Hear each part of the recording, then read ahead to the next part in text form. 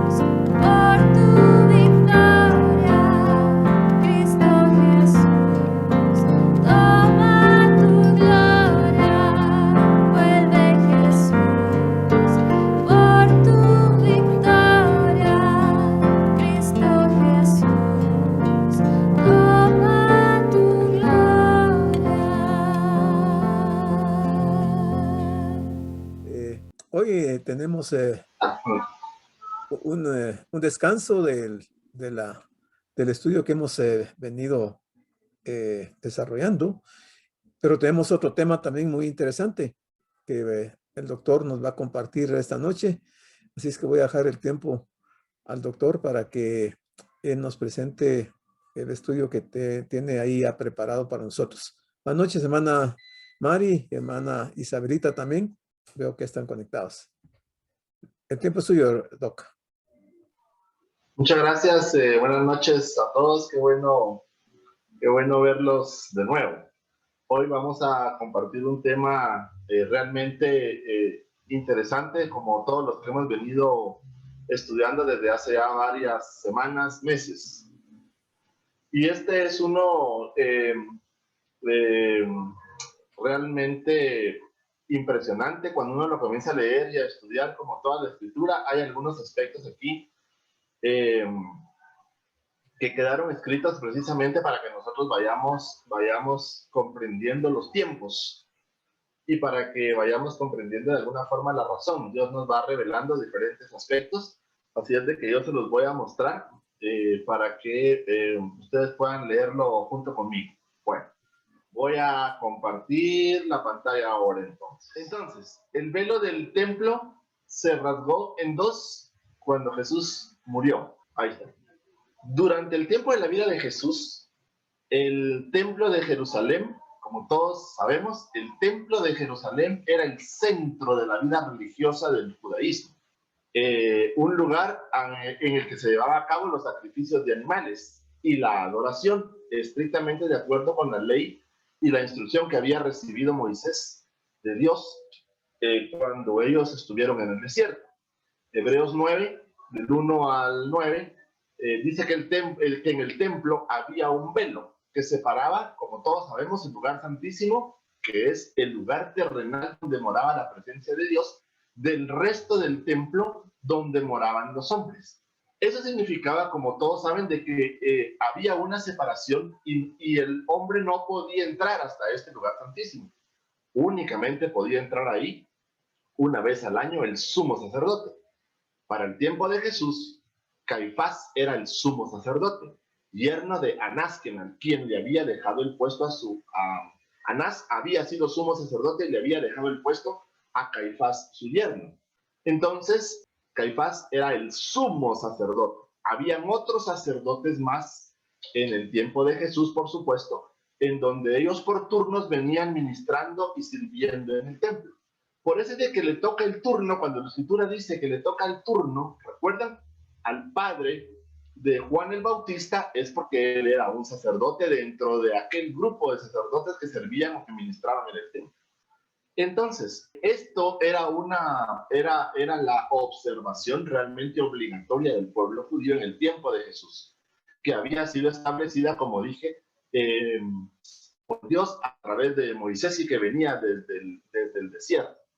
Allí Dios le había hablado a Moisés y le había dicho que construyera un tabernáculo o una tienda o una carpa o una casa de campaña, en donde pues obviamente la tribu de Leví era la que servía. Ahí Dios le había dado a Moisés entonces la instrucción de cómo debía ser con todas las medidas y todos los utensilios y todos los componentes de ese lugar con medidas, colores, etcétera, etcétera, etcétera.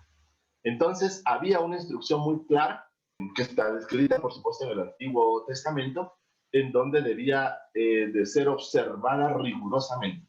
Recuerden que cuando Jesús nace, todavía el tiempo corresponde a la dispensación de la ley, a ese tiempo.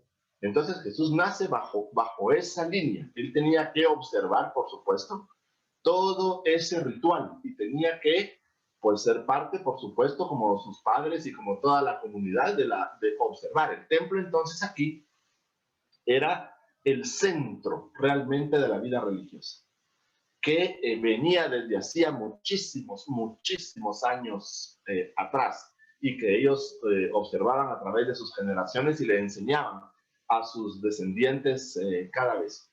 Entonces, este velo separaba este lugar. Nadie podía entrar allí, excepto el sumo sacerdote una vez al año, y este debía de haberse purificado de tal forma para que no muriera adentro.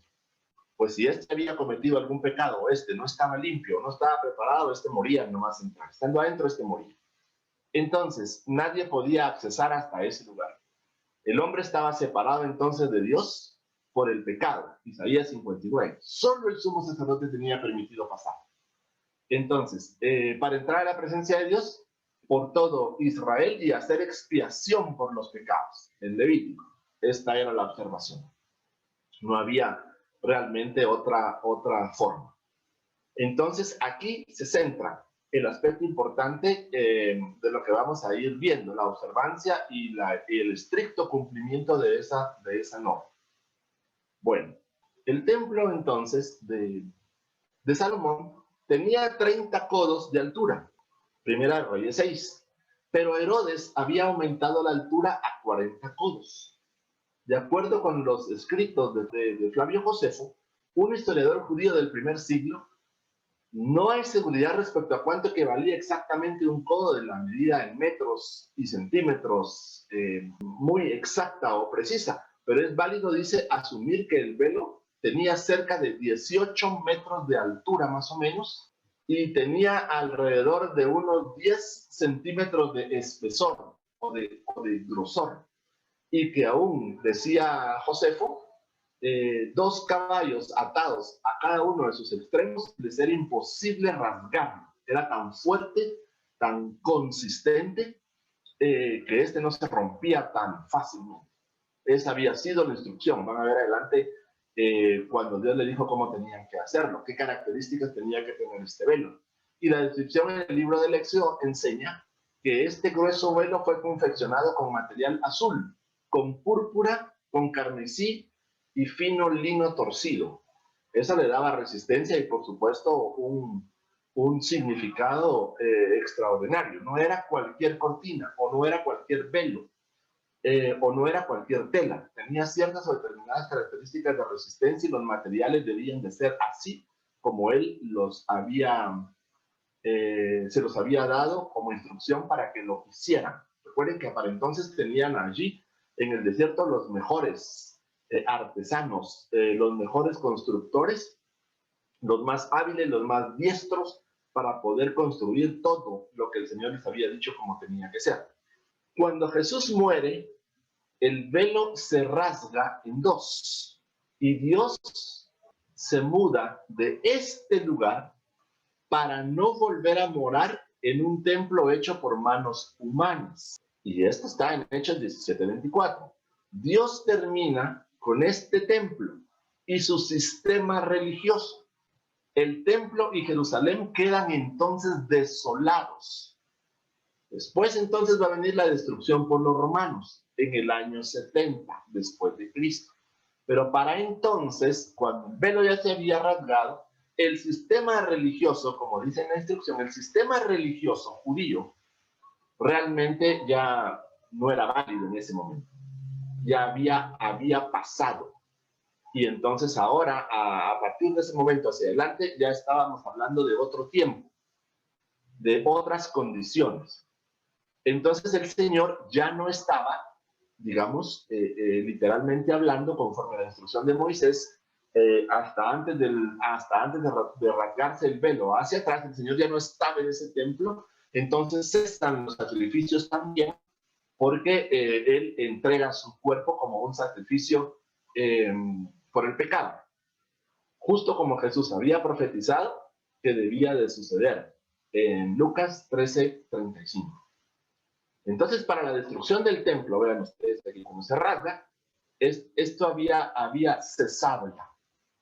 Ya no había aquí otro aspecto. Ahora, vamos a ver. Miren, el velo en el templo era un recordatorio constante de que el pecado mantiene a la humanidad apartada de la presencia de Dios. El hecho que la ofrenda por el pecado fuera ofrecida anualmente a otros innumerables sacrificios repetidos diariamente tenían como propósito demostrar que el pecado no podía verdadera y permanentemente ser expiado o borrado por meros sacrificios de animales. Jesús entonces, a través de su muerte, quita las barreras entre Dios y el hombre. Entonces eso permite, por supuesto, un acercamiento de Dios hacia el hombre, en donde ahora todos pueden accesar, o todos podemos accesar incluso hasta el lugar santísimo, y no morimos al entrar al lugar santísimo, porque nos dio el permiso, obtuvimos la misericordia, la gracia o la bondad de poder entrar sin morir como sucedía en ese tiempo. En ese tiempo, recuerden ustedes, como hemos visto, había patios y lugares para hombres, para mujeres, y hasta afuera, los que no podían entrar, los que quedaban hasta afuera, los gentiles. Pero hasta adentro entraban única y exclusivamente los que debían de ser. Ahora ya no. A raíz de este velo, entonces, todos, absolutamente todos pueden entrar. Bueno, el velo del templo respondía a las obligaciones que el libro del Éxodo había indicado para la construcción de este templo. Y les dice en el Éxodo capítulo 26, harás un velo de púrpura violeta y escarlata, de carmesí y lino fino torsal. Bordarás en él unos querubines, lo colgarás de 4 postes de acacia, revestidos de oro, provistos de ganchos de oro y de sus 4 basas de plata. Colgarás el velo debajo de los broches, y allá detrás del velo llevarás el arca del testimonio, y el velo os servirá para separar el santo del santo de los santos. La instrucción aquí era muy clara, nadie más podía entrar. ¿Lo ven? Entonces, el velo y el sumo sacerdote. Detrás de este estaba entonces el arca, en donde estaban guardadas sus palabras.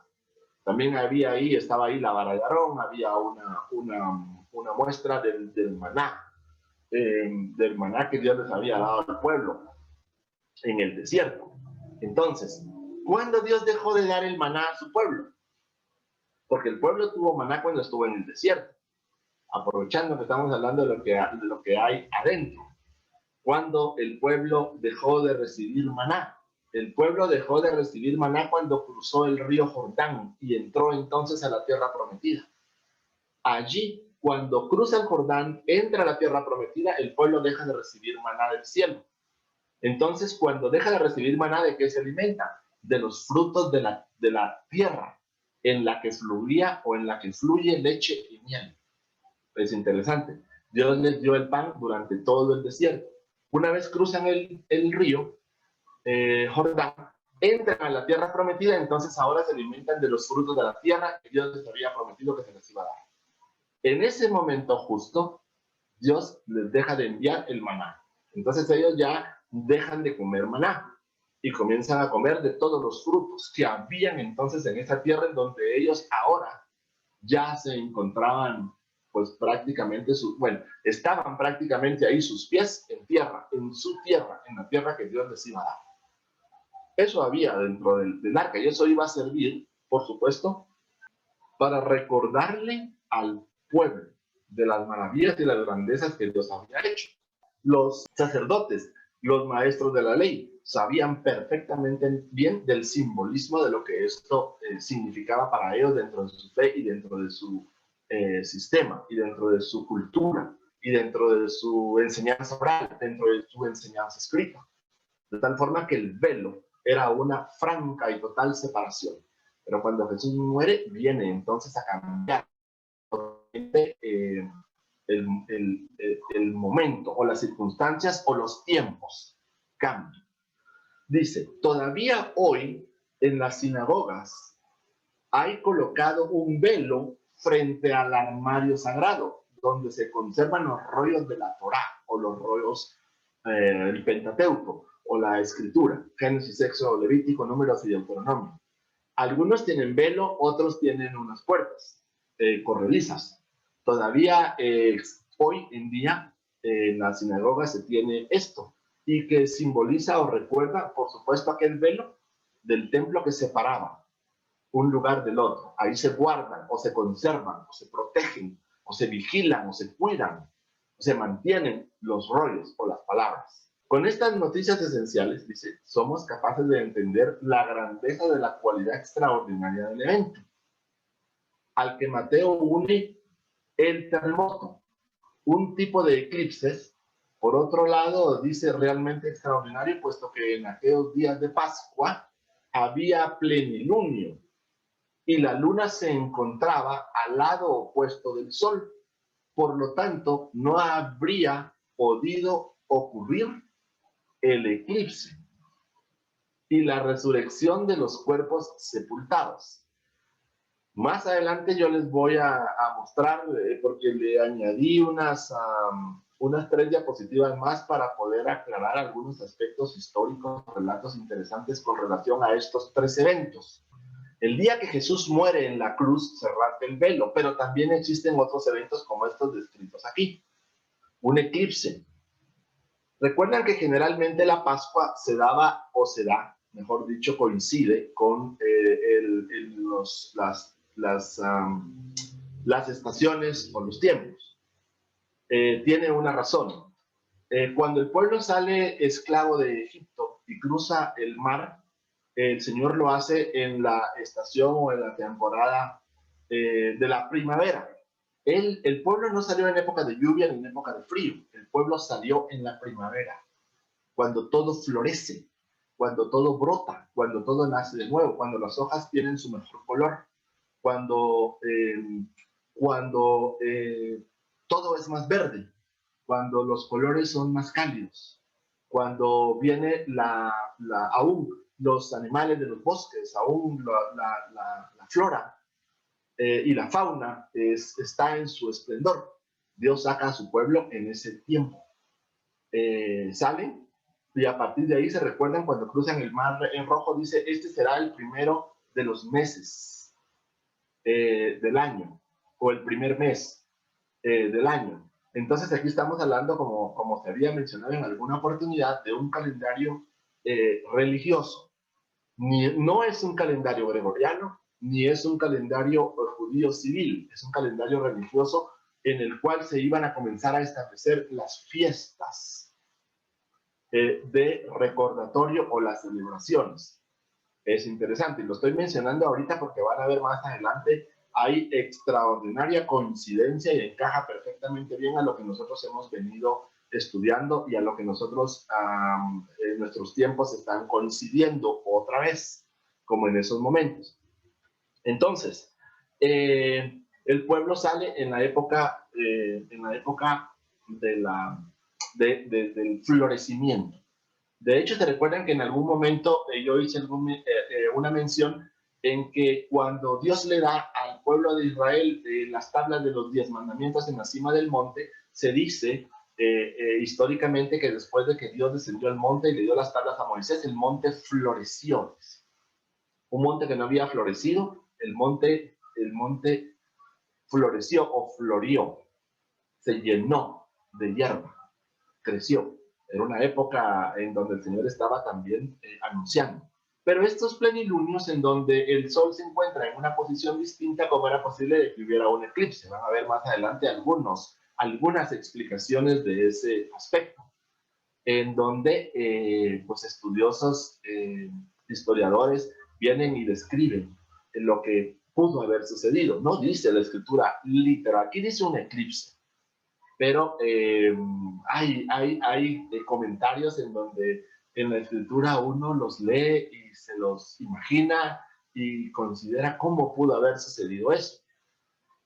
Un gran terremoto, van a verlo el terremoto, si realmente pasó o no pasó un terremoto en ese tiempo. Cómo es que justo cuando Jesús muere en la cruz, literalmente cuando Él muere, justo en ese momento hay un terremoto. Justo en ese momento cuando Él muere, hay un eclipse. Un terremoto se junta con un eclipse al mismo tiempo. Y al mismo tiempo la resurrección de cuerpos sepultados. Más lo que vemos, el velo se rasga. Por lo tanto, la expresión se inserta en un carrusel, dice, de eventos de naturaleza que expresan la manifestación de Dios, que enmarcan el último respiro de Jesús. Es donde se introduce el desgarro del velo del templo. Algunos estudiosos vienen y describen o hacen la similitud, mejor dicho, en que el velo del templo se rasga el cuerpo de Jesús. Entonces ellos dicen, si el velo que estaba en el templo se rasga de arriba hacia abajo, entonces es un simbolismo de que su cuerpo es entregado, se rasga su cuerpo y entonces nos permite a nosotros ver. Quita la venda de nuestros ojos y nos permite ver. ¿Se recuerdan aquel soldado romano que cuando comienzan a discutir está muerto o no está muerto y introduce la lanza en su costado? El soldado romano después dice, verdaderamente este hombre era justo, era un justo. Él hasta allí fueron abiertos sus ojos. Cuando el cuerpo de Jesús se rasga, cuando el velo del templo se rasga, entonces es una ilustración metafórica ahí. Está diciendo, cayeron de nuestros ojos como escamas, o nos fueron quitadas las escamas de nuestros ojos, como pasó con Saulo de Tarso. Entonces nosotros, los seres humanos, todos, pudimos tener acceso a poder ver, a poder recibir realmente de un Dios todopoderoso sus secretos, sus tesoros, su amor, su misericordia, su gracia y mucho más aún, la salvación de nuestras almas. Entonces nosotros tenemos acceso hasta un lugar en el que nunca jamás nosotros podíamos haberlo conocido. Entonces nos abre nuestros sentidos espirituales, nos abre nuestro corazón, nos abre nuestra mente, sentimientos, emociones, voluntad, y nos permite ver, nos muestra realmente lo que hay detrás del velo, su grandeza, su poder, su gloria, Él mismo. Entonces Él se está mostrando a nosotros a través de este velo rasgado que nos permite entrar. Nosotros podemos llegar hasta su presencia y podemos presentar a Él nuestras peticiones, nuestra acción de gracias. Podemos presentarnos nosotros delante de Él, aún con nuestros defectos, debilidades, fallas, etcétera, etcétera, y Él es misericordioso que nos ve. Diría yo entonces de que el haberse rasgado el velo y poder entrar nosotros al lugar santísimo es exactamente como que nosotros tenemos al cielo mismo abierto para nosotros. Es un acceso, diría yo, al cielo en medio de nosotros. Entonces, al final, pues el cielo está en medio de nosotros, porque hemos llegado hasta este lugar. La grandiosidad de las manifestaciones contrastan con la pobreza de un evento ordinario, natural, el morir. O sea, lo que está diciendo es, tan grande ha sido el milagro y tan manifiesto y obvio ha sido a los ojos naturales de los seres humanos, que solo con un evento ordinario natural de morir nos permitió ver.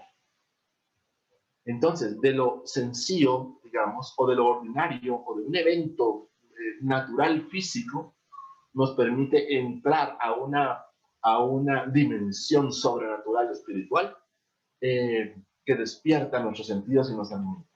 Pero hay otra peculiaridad que se subraya por los 3 evangelistas, y es el modo de la ruptura o la laceración del velo. El velo del santuario se rasga en 2. De arriba hacia abajo lo describe Mateo. Se rasga por el medio, lo describe Lucas. Mateo y Marcos lo describen que se rasga de arriba a abajo. Y Lucas lo describe como el medio. Los 3 evangelistas concuerdan en el hecho que este desgarro no fue desde abajo por deterioro, como sería lo natural. También Lucas, que no habla ni de arriba ni de abajo, dice que el corte fue en el centro. Lo más lógico por el uso, por el tiempo, etcétera, etcétera, debió haber sido de abajo para arriba, pero no. El velo se rasga de arriba hacia abajo, porque la tierra no se está abriendo a él. Dios mismo, los cielos mismos se están abriendo a nosotros. Entonces, Él es el que está dando el primer paso. El primer paso no lo estamos dando nosotros. A nosotros, simple y sencillamente, nos es mostrado como un cielo se abre. Y este viene de arriba hacia abajo. Entonces, la oportunidad, el amor y la misericordia viene de nuestro Dios Todopoderoso hacia nosotros. Simple y sencillamente por misericordia. El símbolo es muy denso, porque en la escritura alto es el lugar de la trascendencia divina y bajo, en cambio, de la realidad humana. Entonces viene de lo sobrenatural a lo natural.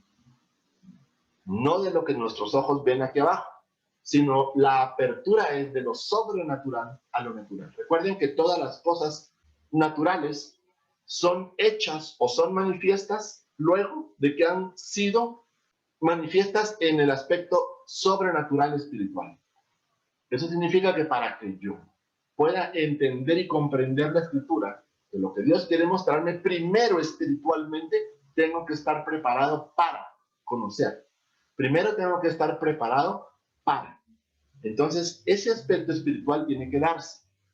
Tiene que haber esa capacidad de nuestros sentidos a través de la oración, a través de la lectura de su palabra, a través de una vida de santidad, apartado del pecado, apartado de las circunstancias del mundo, lo que nosotros podamos desear, querer, anhelar, etcétera. Mucho más que eso, nosotros debemos de codiciar y desear, de ser ambiciosos en su palabra, de amar su palabra. Porque cuando nosotros entendemos y comprendemos entonces su voluntad, las cosas naturales se dan. Entonces, si las cosas naturales son adversas, la rasgadura del velo, es decir, el poder entrar hasta ese lugar, viene de arriba hacia abajo. Entonces, si las circunstancias son adversas o difíciles, la forma de poder vencerlas o pasarlas es a través de conocer su voluntad y su propósito en el aspecto o en el plano sobrenatural. Así es como va funcionando la vida de los seres humanos. Nosotros cuando leemos, escudriñamos o estudiamos las escrituras, conocer o ser reveladas a nuestra vida las verdades de lo que Dios tiene para nosotros. No es lo que yo quiero, sino es lo que Él quiere. Entonces allí, en el aspecto sobrenatural, se dan los eventos para que sean manifiestos en el aspecto natural. El pueblo de Israel esperaba a un Mesías que los viniera a libertar de la esclavitud, de la opresión y del sometimiento de Roma. Pero él venía mucho más que eso. Él no solo venía como alguien con un ejército armado a derrocar al gobierno de Roma para que el pueblo de Israel se levantara y floreciera y fuera un pueblo poderoso. Él venía a abrir, a tocar, a transformar sus corazones para que ellos vieran realmente de dónde venía su salvación. Recuerden que aún los salmos dice, ¿de dónde vendrá mi socorro viene de lo alto. Alzaré mis ojos a los montes, porque de ahí viene. Entonces, es lo que está, el significado realmente del velo. El velo es el simbolismo realmente, pero ese simbolismo de un velo rasgado nos permite entrar a un lugar santísimo donde nosotros podemos conocer, comprender y entender la voluntad de Dios para nuestras vidas. Sí, solo sí, nosotros estemos dispuestos realmente a poner la mano en el arado y no ver para atrás, a pesar de las circunstancias que tengamos enfrente. Entonces, si nuestra confianza está en Él, el mar se abre. Si nuestra confianza está plena en Él, entonces el río Jordán se separa. Se dice históricamente que el día que el pueblo salió de la esclavitud de Egipto, hubieron ríos, hubieron lagos en otras partes del mundo que se partieron en dos para mostrar, dice, a aquellas otras naciones gentiles y a otros pueblos que un evento extraordinario había sucedido en algún lugar. Entonces, no quedó solo para los que vieron, sino que en algunos otros lugares también se repitieron, dicen algunos historiadores, eventos similares o parecidos, para dar testimonio de un poder al mundo entero. Entonces, el velo del templo se rasga de igual forma. No era única y exclusivamente para el pueblo judío. El velo del templo que se rasga es una muestra realmente de la misericordia y la bondad de Dios para el mundo entero, incluso, pues por supuesto, no solo para judíos, sino para gentiles, para griegos y para todo el mundo. Entonces ya no solo los judíos, el sumo sacerdote podía entrar, ahora pueden entrar todos, judíos, gentiles, griegos, y todos aquellos que crean, todos aquellos que se vuelvan a él. Entonces el velo es un simbolismo para toda la humanidad como tal. Sacando las primeras conclusiones, el desgarro del velo del templo fue prodigioso, más allá de las conjeturas de lo que ven como consecuencia del terremoto.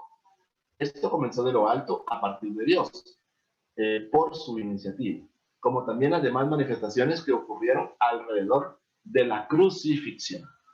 Bueno, entonces, la laceración del velo del templo corresponde a la eliminación de lo que se interponía entre el lugar de la alianza y el lugar de la ofrenda en el templo.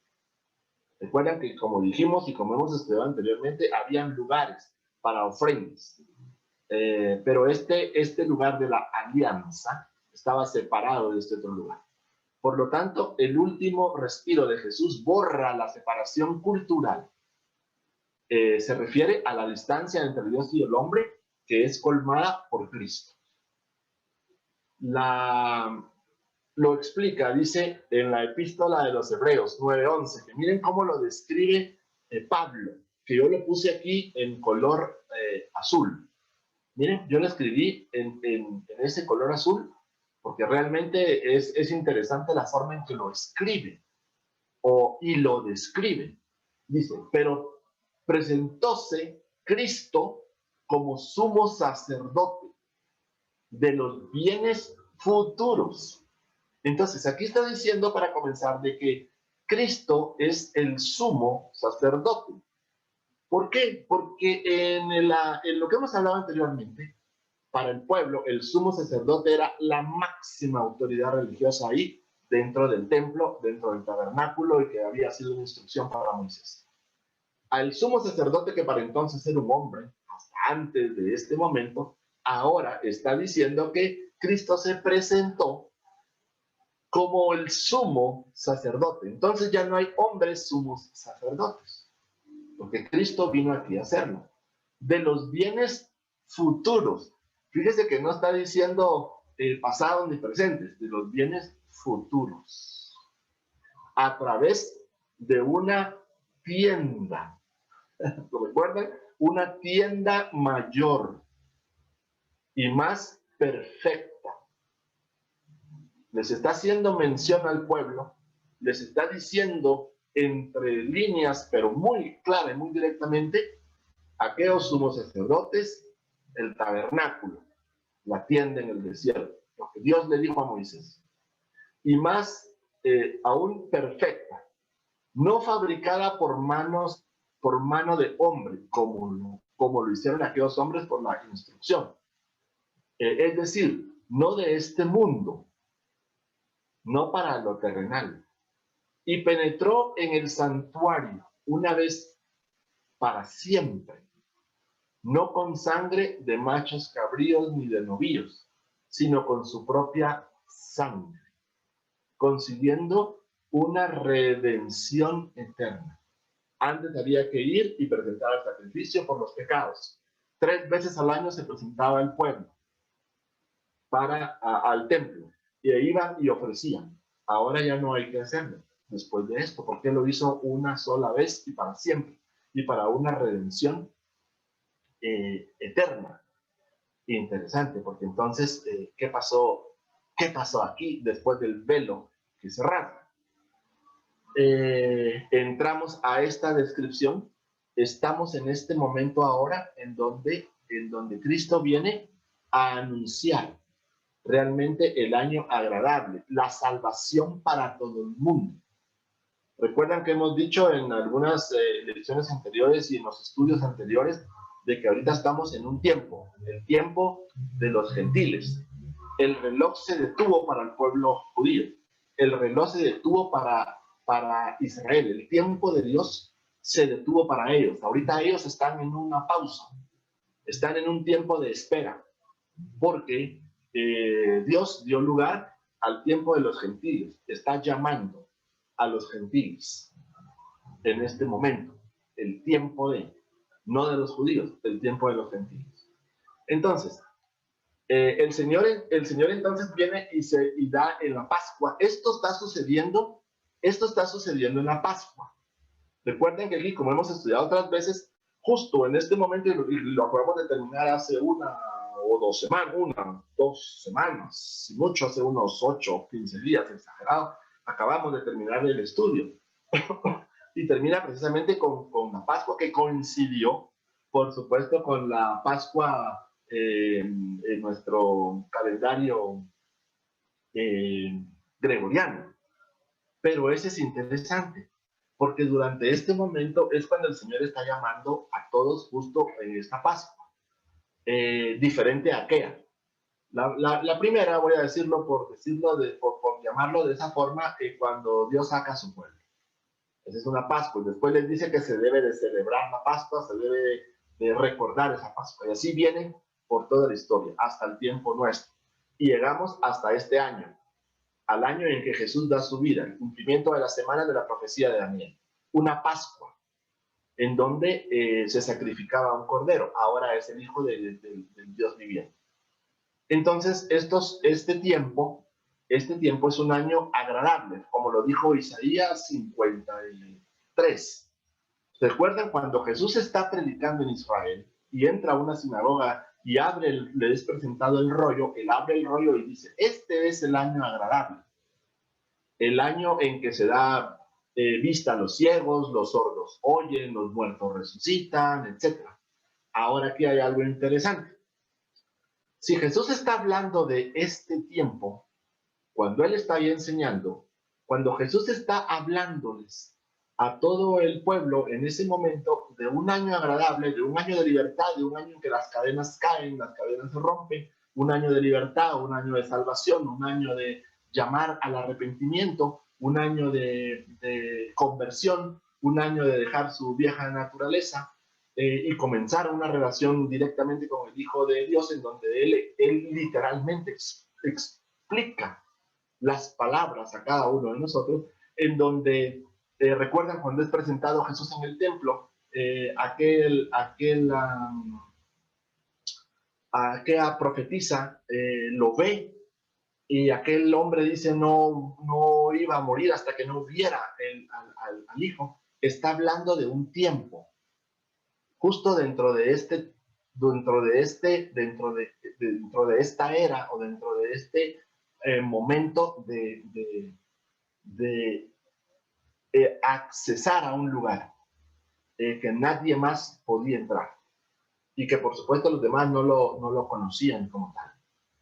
Entonces, ese año se dice que el año en que nació Jesús, muy probablemente fue o correspondió a un año de jubileo. Y el año en que murió Jesús también correspondió a un año de jubileo. Porque en los años de jubileo realmente viene el perdón, en donde toda la culpa, en donde todo es borrado para comenzar de nuevo. Ese año de jubileo es importante. Se dice que Jesús nace en un año de jubileo y muere en un año de jubileo. Pero si nosotros hacemos cuentas en números, no son literalmente 50, porque no va en función del número ordinal, diría yo, de conteo, sino va en un tiempo diferente. Nosotros vivimos en esta tierra en un tiempo crono, se recuerdan que lo hablamos una vez, un tiempo de días.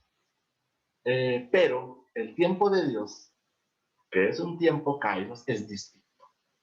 Entonces en el reloj, los tiempos van a corresponder a los eventos. De tal forma que el nacimiento, si ese correspondió a un jubileo, vino entonces la esperanza y la salvación.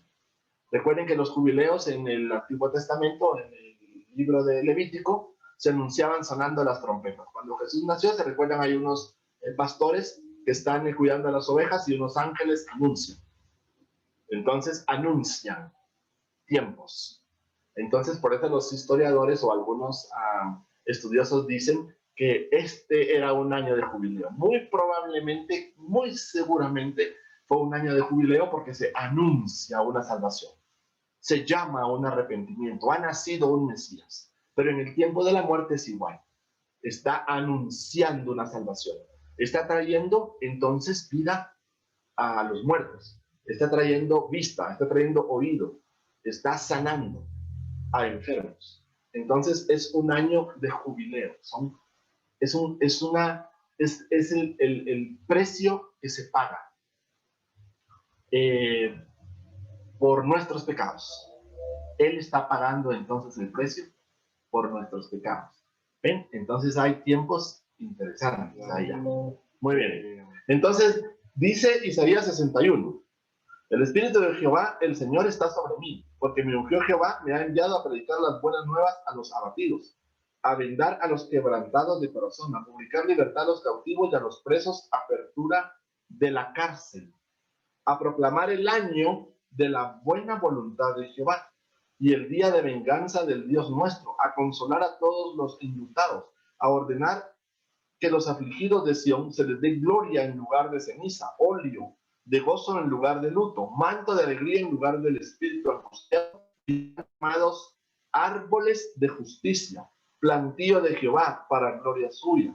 Reedificarán las ruinas antiguas y levantarán los asolamientos primeros y restaurarán las ciudades arruinadas, los escombros de muchas generaciones. Y extranjeros apacentarán vuestras ovejas, y los extraños serán vuestros labradores y vuestros viñadores, y vosotros seréis llamados sacerdotes de Jehová, ministros de nuestro Dios seréis llamados. Comeréis las riquezas de las naciones, y con su gloria seréis sublimes. En lugar de vuestra doble confusión y de vuestra deshonra, os alabarán en sus heredades, por lo cual en sus tierras poseerán doble honra, y tendrán perpetuo gozo.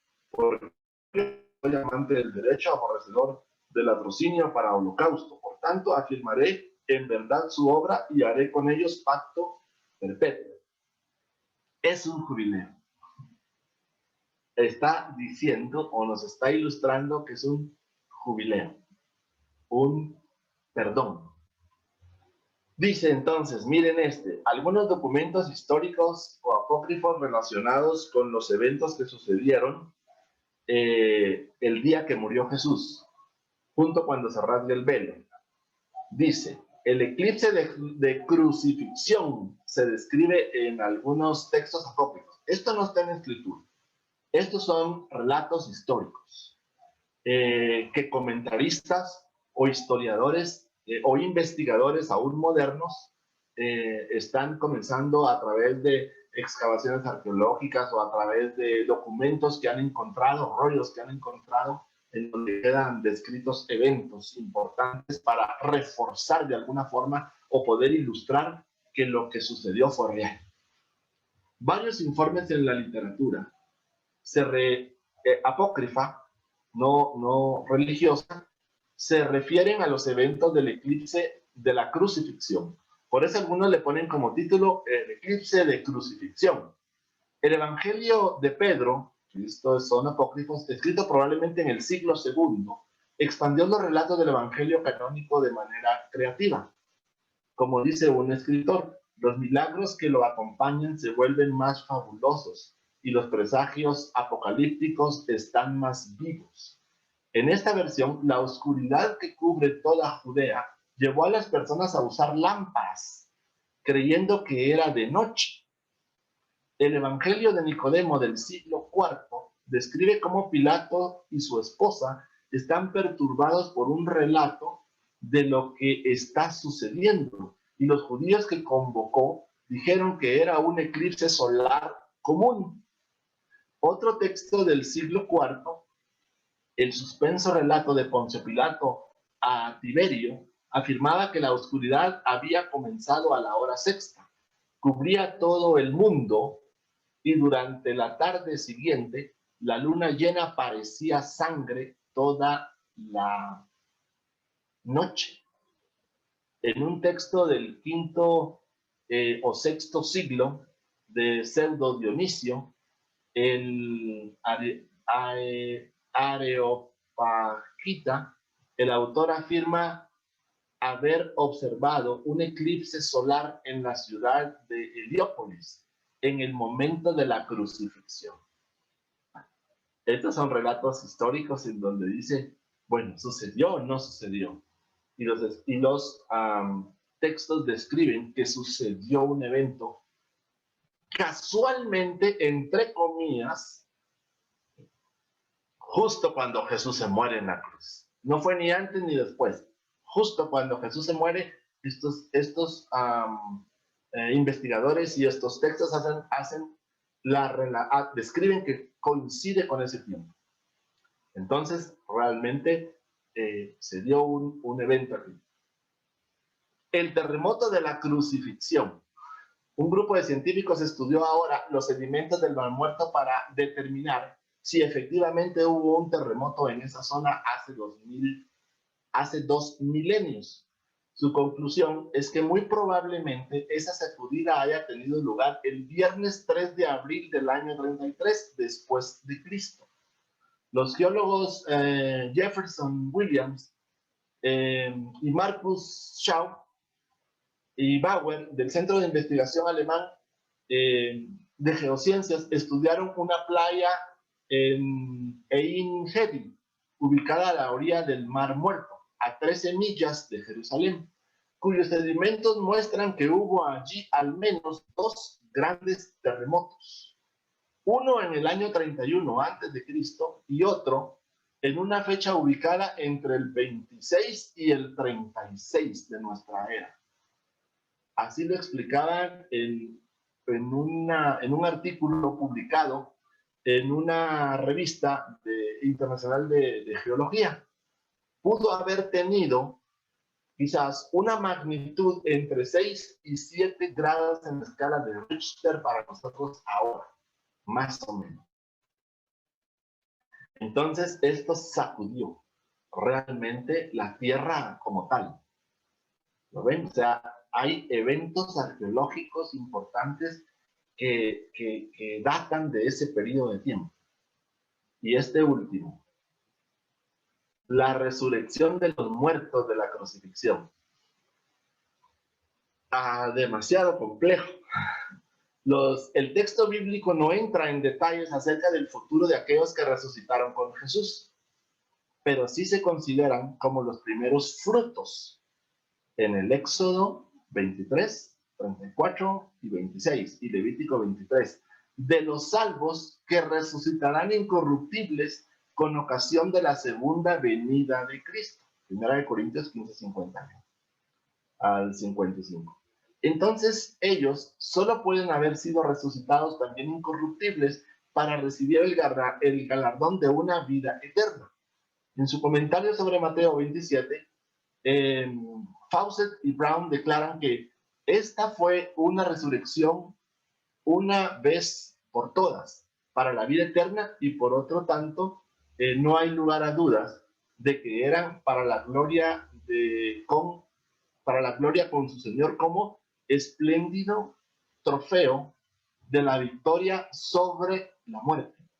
Y está descrito en este libro, en estas páginas, durante este momento. Entonces, estos estudiosos hacen relación básicamente a que estaba escrito realmente estos primeros frutos de la resurrección cuando Jesús resucita y salen estas personas de sus tumbas. ¿Cómo se pudieron haber partido o cómo se pudieron haber abierto las tumbas? Lo más seguro o lo más probable o lo más próximo fue el terremoto. Toda la tierra, dicen algunos, queda en oscuridad, porque entonces allí, de la oscuridad, de las tinieblas de lo oscuro, entonces va a brotar o va a venir la luz. Las gentes cuando usan lámparas, hacía alguna referencia de alguna otra forma a que entonces la luz está dentro de nuestras propias vidas. La gente pensó que era de noche, creyeron que era de noche. Realmente este eclipse oscurece de tal forma que el pecado allí ha comenzado, digamos, a dejar de ser porque el Cordero entregó su propia vida. Entonces, estas tinieblas que nos separaban, en breve aparecerá una luz que viene a estar dentro de nosotros mismos, las personas que tienen sus lámparas de alguna otra forma. La tierra se sacude ante el evento extraordinario de la muerte del Hijo del Dios vivo en medio de nosotros, y el terremoto entre 6 y 7 grados es tan fuerte que aún parte o rompe las sepulturas, y aquellos que habían creído, esperado o confiado salen de sus tumbas. Entonces el velo se rompe, vuelvo otra vez, y todos tienen acceso a este lugar. Finalmente entonces, porque estamos justo a las 7:58, el sol, dice, se oscureció, salieron estrellas en el cielo, y por todas partes la gente encendió las lámparas. Es un pensamiento o es una expresión. El sol se oscurece, las estrellas salen en el cielo, y por todas partes la gente enciende sus lámparas. Entonces el simbolismo aquí realmente es extraordinario. Bueno, aquí termina realmente la presentación, aquí termina este relato, este estudio que pues quería compartirles a ustedes, quería que lo viéramos o que lo recordáramos o que lo repasáramos de algunos aspectos interesantes históricos que nos hacen la mención de que realmente es un evento real. En relación entonces a los tiempos, el velo del templo, el año, el llamado, la oportunidad de poder volverse de nuestros caminos a sus caminos. Cuando el pueblo sale de la esclavitud 50 días después, durante ese día de la salida hasta el día 49, ya en el desierto, el pueblo se había estado preparando para recibir en el día número 50, las tablas de los 10 mandamientos en la cima del monte. Entonces el pueblo se preparó física y espiritualmente para recibir esas tablas. Los estudiosos hacen mención de que aquel evento en la cima del monte era el encuentro del novio con la novia. en ese majestuoso evento en donde se iba a dar, en donde se iba a hacer un pacto con el pueblo. En el Nuevo Testamento, 50 días después de todos los eventos de pasión, crucifixión y muerte de Jesús, recuerden, se derrama el Espíritu Santo en el aposento alto. Y entonces nace la iglesia en ese momento, que es un simbolismo idéntico a lo que sucedió en el monte Sinaí. 50 días después, el novio en el aposento alto hace un pacto o una alianza con la iglesia. Nace la iglesia. Ahora solo nos queda el otro aspecto pendiente, digamos, el otro momento de jubileo, en donde se reunirá el novio con la novia. El otro encuentro, que tiene que ser por los tiempos en los que nosotros estamos viviendo realmente, que deben de ser muy próximos, deben de estar muy cercanos. El hecho de que Jesús venga en las nubes y arrebate o rapte a los suyos.